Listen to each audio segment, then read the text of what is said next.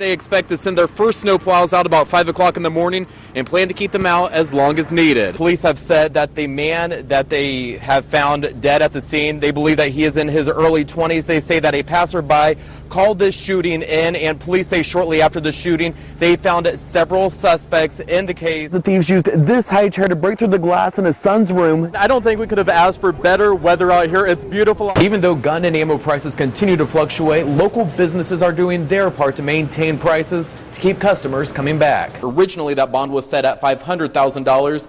A jury trial date has not been scheduled. If you take a look behind me, you can see that debris is scattered pretty much everywhere around Harveyville. 2 kayakers found a body floating in the Little Arkansas River. With the sun bearing down, creating extreme temperatures, it's advised to wear light, loose-fitting colors and drink plenty of water. Police say the incident happened around 1:20 this morning in the 900 block of South Doreen. Officers would have to go to the judge's doors to get their signatures after hours. Now, all they need is an iPad. The area was blocked off last night and again earlier today after 911 calls reporting a strange smell in the area. That's more classrooms down there. Emporia Public School security guard Jeff Ilk's main concern is protecting students. My goal is to have a safe school. The Board of Education passed a controversial security policy Wednesday night, which will allow school security guards like Ilk to be armed with a gun. Just for protection of everybody, I would like to see myself armed. School administrators first presented the board with a comprehensive plan last October.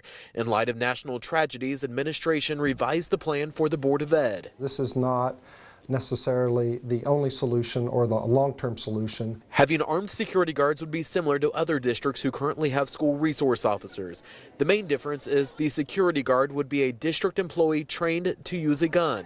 In Emporia, both are retired officers. We want to make sure the person who is going to be in charge of carrying that weapon and hopefully not having to use that weapon is qualified to carry that. The district is also taking other steps to keep students safe. As a way to protect students here at Emporia High School, these front doors are the only ones that are unlocked during the school day. Safety and security has really ramped up even in the last 10 years. With the changes, some parents hope the district will look into all options before bringing a gun onto school property. Just the normal metal detectors, any metal whatsoever, searches, but the guns with the security guards, you know, that just doesn't, I don't see it. That's more weapons in the school. We would hope we would never have to deal with that, but if we did, seconds and minutes count. Still snowing here in Hayes, as it has been for most of the afternoon here west towards the Colorado border, and it's been pretty dangerous outside, so if you don't have to go out, don't.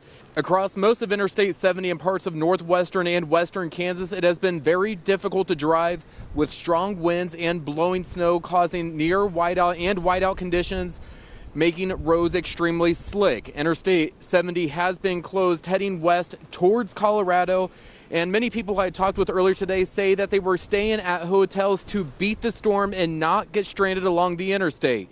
KDOT says they have crews out on the roads and that they will be plowing until the roads are clear. They say that they advise drivers to stay inside if they don't have to, and if you do go out there, make sure you drive for the conditions and also just be safe out there. Sedgwick County Sheriff's deputies block off parts of West 55th Street South Sunday in Hayesville. I was a little nervous. I didn't know what was going on because it's my school down there. Campus High School junior Cody Gwynn had to turn around like all other drivers as officers investigate a body found in the ditch near Campus High School. It's pretty crazy. I've never heard of anything like that happening before. Deputies have been on the scene for hours, and since this death is being listed as suspicious, investigators are going to residential neighborhoods in the area to find answers. This morning, deputies were called down here to this area. They found a white female. She's unidentified. Officers had a dog searching for clues Sunday afternoon, but now investigators are left with very little information. We don't know who she is. Right now, we don't know how old she is, but she's not a teenager, and we don't believe she's over 50 years old. Michelle Shetler says this is generally a quiet area with very little crime. We live pretty quiet lives around here, which is a good thing most of the time. Yeah, sometimes it's good to be boring. People in the area are hoping for answers while police continue to put the pieces together in Hayesville.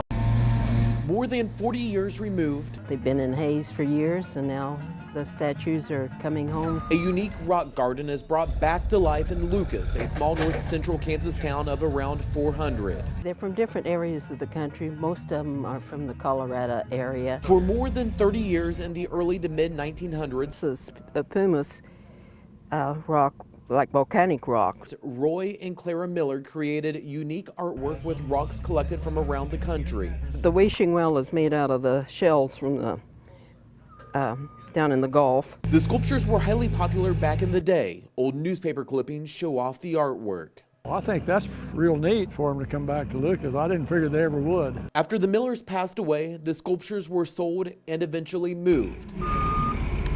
Even though the glitz and glamour of the unique artwork eventually faded, the coming home of sorts is restoring what was lost in Hayes. For several years now, as I've checked on it when I've gone over there, it's been just sitting there growing up with weeds. A local artist and foundation came together, bringing back the 45 pieces of art where it all started. A fitting move, bringing the Millers' vision back to life. I'm just bubbling. Because I grew up with them and I hated it when they left. I'm just tickled that it's coming back. Restoring what was lost more than 4 decades ago. In Lucas, Matt Horn, KSN News.